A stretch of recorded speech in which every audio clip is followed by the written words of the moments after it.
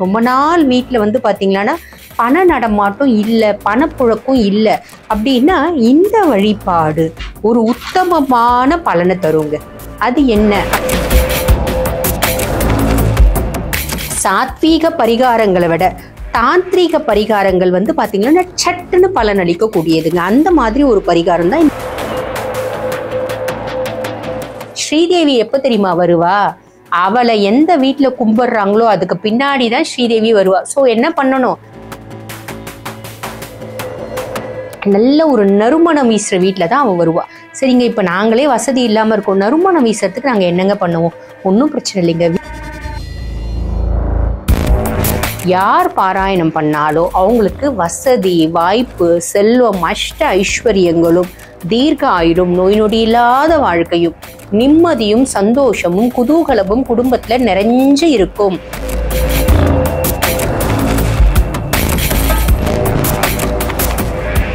Cosmoview நேயர்களுக்கு வணக்கம். நான் டாக்டர் தீபா லாலன். இன்னைக்கு நம்ம என்ன சாப்டர் பத்தி டிஸ்கஸ் பண்ண போறோம் அப்படின்னாங்க, நிறைய பேர் என்ன பண்றாங்க அப்படின்னா, எங்களுக்கு அதீத வறுமையில இருக்கவங்க, நாங்க தாரித்தரியம் அப்படின்றது சூழ்ந்துட்டு இருக்கு எங்க வீடு, என்ன பண்றதுன்னே தெரியல, இந்த இருள்ல இருந்து மீண்டு வரணும். ரொம்ப நாள் வீட்டுல வந்து பாத்தீங்கன்னா பண நடமாட்டம் இல்லை, பணப்புழக்கம் இல்லை அப்படின்னா இந்த வழிபாடு ஒரு உத்தமமான பலனை தருங்க.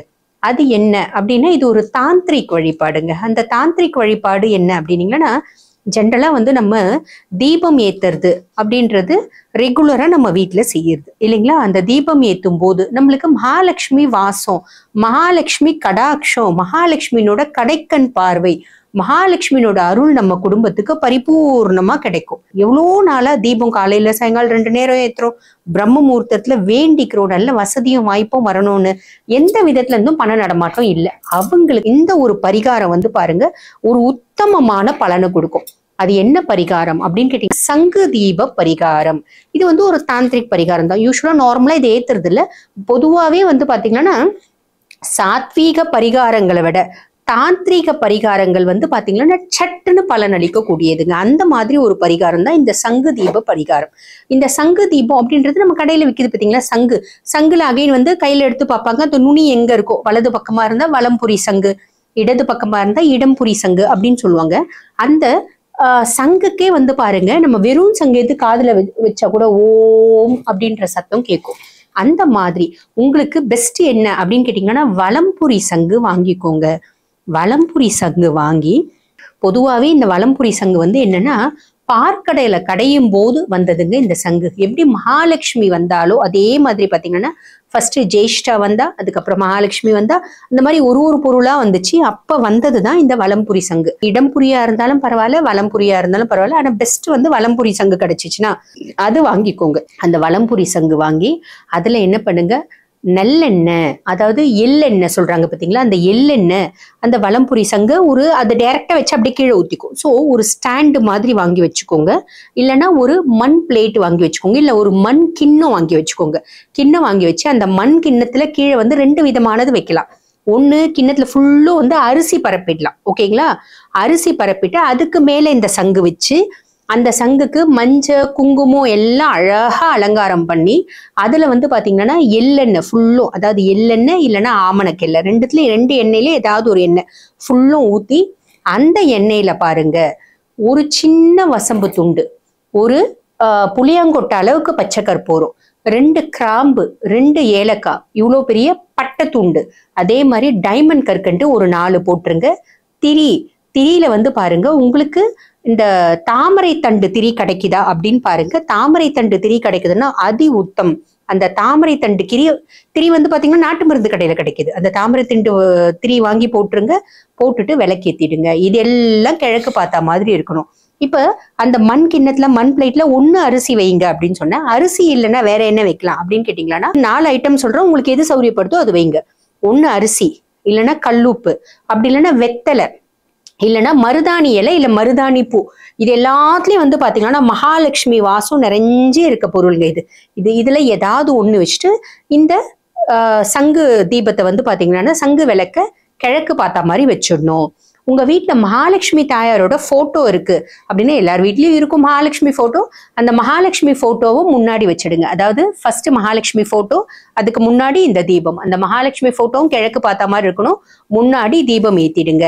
தீபம் ஏத்திட்டு நீங்க அதுக்கு முன்னாடி வடக்கு பார்த்தா மாதிரி ஒரு பெரிய துணி போட்டுக்கோங்க. ஒரு பழைய சாரி, ஆனா தீட்டு இல்லாத சாரியா இருக்கணும்.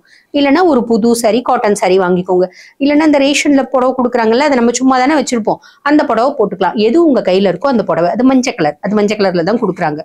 உட்காந்துட்டு மகாலட்சுமியோட ஒரு மந்திரம் இருக்குங்க. அது என்ன மந்திரம் அப்படின்னு கேட்டீங்கன்னா, கனகத்தாரா ஸ்தோத்திரம். அந்த கனகத்தாரா ஸ்தோத்திரத்தை தினம் இந்த விளக்கி ஏத்தி வச்சுட்டு பாராயணம் பண்ணுங்க. இந்த கனகத்தாரா ஸ்தோத்திரத்தை பத்தி சொல்லணும் அப்படின்னா, கனகத்தாரா ஸ்தோத்திரம் யாருனால கொடுக்கப்பட்டது? ஆதி சங்கராச்சாரியார்னால பாடப்பட்டது. இது வந்து பாருங்க, கேரளால தான் இது ஃபர்ஸ்ட் பாராயணம் பண்ணப்பட்டது. இது ஒரு ஏழை பக்தர் இவரு பசின்னு யாச்சகம் போய் கேட்கும்போது அவருக்குன்னு வச்சிருந்த 2 நாட்டு நெல்லிக்காயை இவருக்கு கொடுப்பாங்க. அந்த சந்தோஷத்தை தாங்க முடியாம அவரோட தாரித்திரத்தை துரத்தணும் அப்படின்னு சொல்லிட்டு மகாலட்சுமிய ஆதி சங்கராச்சாரியார் வேண்டி புகழ்ந்து ஒரு பாடல் பாடுவாரு.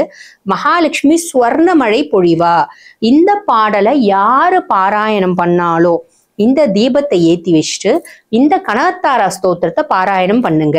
யார் பாராயணம் பண்ணாலோ அவங்களுக்கு வசதி, வாய்ப்பு, செல்வம், அஷ்ட ஐஸ்வர்யங்களும், தீர்க்க ஆயுளும், நோய் நொடி இல்லாத வாழ்க்கையும், நிம்மதியும், சந்தோஷமும், குதூகலமும் குடும்பத்துல நிறைஞ்சு இருக்கும். இது சத்தியம் சத்தியம் சத்தியம் அப்படின்னு யார் சொல்லியிருக்கா? ஸ்வயம் ஆதி சங்கராச்சாரியாரே சொல்லியிருக்காருங்க. ஸோ அதனால நீங்க இந்த பாடலை பாராயணம் பண்ணுங்க. இது பாத்தீங்கன்னா சமஸ்கிருதத்துல இருக்கும். நிறைய பேருக்கு பாத்தீங்கன்னா சமஸ்கிருதம் தெரியாது. அப்ப நம்ம என்ன பண்ணலாம்? இதே கனகத்தாரா ஸ்தோத்திரம் இப்ப தமிழ்ல புக்கு கடைகள்ல கிடைக்குதுங்க. ஒரு 10 ரூபாய் இருக்கும் அந்த புக். அந்த புக்கை வாங்கிக்கோங்க, பாராயணம் பண்ணுங்க. பாராயணம் பண்ணிட்டு நிவேதனம் அப்படின்னு ஒண்ணு கண்டிப்பா பண்ணணும். அந்த நிவேதனம் என்ன பண்ணலாம்? மகாலட்சுமி தாயாருக்கு பால் பிடிக்கும், அதாவது மில்க் அண்ட் மில்க் ப்ராடக்ட்ஸ் அப்படின்னு சொல்லுவாங்க. பால் சம்பந்தப்பட்ட நிவேதனங்கள். அப்ப பால் பாயசம், பால் பொங்கல், அதே மாதிரி பாத்தீங்கன்னா பால்ல மில்க் ஸ்வீட் ஏதாவது. அப்படி இல்லை அப்படின்னா, எங்க வீட்டுல எதுவுமே இல்லைங்க, நாங்க தான் வசதி இல்லைன்னு தானே செய்யறோம், ஒன்றும் பிரச்சனை இல்லை, 1 கிளாஸ் பாலை வச்சு 1 ஸ்பூன் சர்க்கரை போட்டு நிவேதனமா பண்ணுங்க. சரிங்க, நிவேதனத்துக்கு சொல்லிட்டீங்க. தாயாருக்கு என்ன பூ விசேஷம்? தாயாருக்கு செண்பகப்பூ விசேஷம். தாழம்பூ தாயாருக்கு அதீத பிரீத்தி. ஆனா தாழம்பூக்கு நாங்க எங்கெங்க போறது? வீடு பக்கத்துல கிடைக்கிறது இல்ல. வரலட்சுமி நோன்பு அப்ப மட்டும்தான் நாங்களே தாழம்பூவை பாக்குறோம், நியாயம்தான். தாமரைப்பூ விசேஷம். தாமரை பூவும் கிடைக்கிறது இல்லைங்க, ஒன்றும் பிரச்சனை இல்லை. மல்லிகைப்பூ விசேஷம். மல்லிகைப்பூ இருக்கு வீட்டு பக்கத்துல அப்படின்னா கடையில விற்கும் மல்லிகைப்பூ. இன்னும் ரேட் ரொம்ப ஜாஸ்தி இருக்கு அப்படின்னா ஒன்றும் பிரச்சனை இல்லை. உங்களுக்கு என்ன பூ கிடைக்குதோ அந்த பூ வாங்கிக்கோங்க. ரோஜா பூ கட்டிக்கோங்க, 4 ரோஜா வைங்க. இல்ல ரோஜா பூ அழகா ஒரு சின்ன துண்டு, இவ்வளவு துண்டு மாலை மாதிரி கட்டி தாயாருக்கு சாத்துங்க. உங்களோட ஆப்ஷன் தான். கண்டிப்பா தாயாருக்கு மஞ்சள் வச்சு குங்குமம் வைங்க. அந்த குங்குமம் சாதா குங்குமம் வைக்காதீங்க, தாழம்பூ குங்குமம் வைங்க. இத்தனையும் வச்சு தாயாருக்கு பூஜை பண்ணிட்டு தூபம் கண்டிப்பா ஏத்தி வைக்கணும். நீங்க கனகத்தாரா ஸ்தோத்திரம் படிச்சு முடிக்கிற வரைக்கும், ஓகேங்களா? வச்சுட்டு அந்த தாயாருக்கு தீபம் காமிச்சு அதுக்கப்புறம் பாத்தீங்கன்னா பாடல் முடிச்சுட்டு அதுக்கப்புறம் நிவேதனம் பண்ணிட்டு நமஸ்காரம் பண்ணிக்கோங்க. நமஸ்காரம் பண்ணிட்டு தாயார்கிட்ட ஆத்மார்த்தமா வேண்டிக்கோங்க. நாங்க எந்த ஜென்மத்துல என்ன பாவம் பண்ணுமோ தெரியாது, இந்த ஜென்மத்துல இந்த தாரித்தரியம் அப்படிங்கிறது எங்களை அதீதமா பீடித்து இருக்கு. இதுல இருந்து எங்களுக்கு இந்த தாரித்தரியம் அப்படின்றது எங்களுக்கு அறகவே விலகணும் அப்படின்னு தாயார ஆத்மார்த்தமா வேண்டிக்கோங்க. வேண்டி முடிச்சுட்டு தாயார்கிட்ட க்ஷமாபானம் கேட்கணும். க்ஷமாபானம்னா, நான் தெரிஞ்சோ தெரியாமையோ இந்த மந்திரத்தை படிக்கும் போது என்னோட வாய் திக்கி இருக்கும், என்னோட நாக்கு குளறி இருக்கும், எத்தனையோ நான் தப்பா படிச்சிருப்பேன், அத்தனையும் மன்னிச்சு இந்த பூஜையை நீ ஏத்துக்குன்னு இதுக்கான பலனை எனக்கு கொடுத்தாயே அப்படின்னு ஆத்மார்த்தமா வேண்டிக்கோங்க. வேண்டிட்டா உங்க பூஜை முடிஞ்சிருச்சு, ஓகேங்களா? இது பாருங்க, யூஸ்வலா எந்த ஒரு மந்திரம் சொல்றதுக்கு முன்னாடியோ நம்ம டைரக்டா அந்த மந்திரத்தை சொல்ல முடியாது. நம்ம என்ன பண்ணணும்? ஃபர்ஸ்ட் விநாயகரை கும்பிடணும். அப்ப ஜென்ரலா ஓம் விக்னேஸ்வராய நமக, ஓம் விக்னேஸ்வராய நமக, ஓம் விக்னேஸ்வராய நமக, இந்த மாதிரி 11 முறை கும்பிடுங்க. இதை விட பெஸ்ட் ஒரு மந்திரம் என்னன்னு தெரியுங்களா? ஓம் கங் கணபதியே நமக, ஓம் கங் கணபதியே நமக, ஓம் கங் கணபதியே நமக.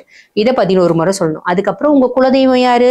ஃபார் எக்ஸாம்பிள் உங்க குலதெய்வம் முருகரா இருந்தா முருகா சரணம், முருகா சரணம், முருகா சரணம், முருகா, இந்த மாதிரி முருகரை கும்பிட்டுட்டு அதுக்கப்புறமா இந்த மகாலட்சுமி கனகத்தாரா ஸ்தோத்திரம் சொல்றதுக்கு முன்னாடி இன்னொரு தாயாரை கும்பிடணும். அவ யாரு? ஜேஷ்டா தேவி. ஜேஷ்டா தேவி யாரு? மூதேவின்னு சொல்லுவாங்க பார்த்தீங்களா? நேத்ரா தேவி, ஜேஷ்டா தேவி, நித்திரை தேவி அப்படின்னு பல விதமா அவளுக்கு பேர் இருக்கு. ஆனா நம்ம பெரும்பாலும் நிறைய பேர் யாரையோ திட்டுறதா கூட மூதேவி அப்படின்னு திட்டுவாங்க. அப்படி கிடையாது. ஸ்ரீதேவி எப்ப தெரியுமா வருவா? அவளை எந்த வீட்டுல கும்பிடுறாங்களோ அதுக்கு பின்னாடிதான் ஸ்ரீதேவி வருவா. சோ என்ன பண்ணணும்? கனகதாரா ஸ்தோத்திரம் சொல்றதுக்கு முன்னாடி ஜேஷ்டாய கும்பிடணும். ஓம் ஜேஷ்டாய நமக, ஓம் ஜேஷ்டாய நமக, ஓம் ஜேஷ்டாய நமக.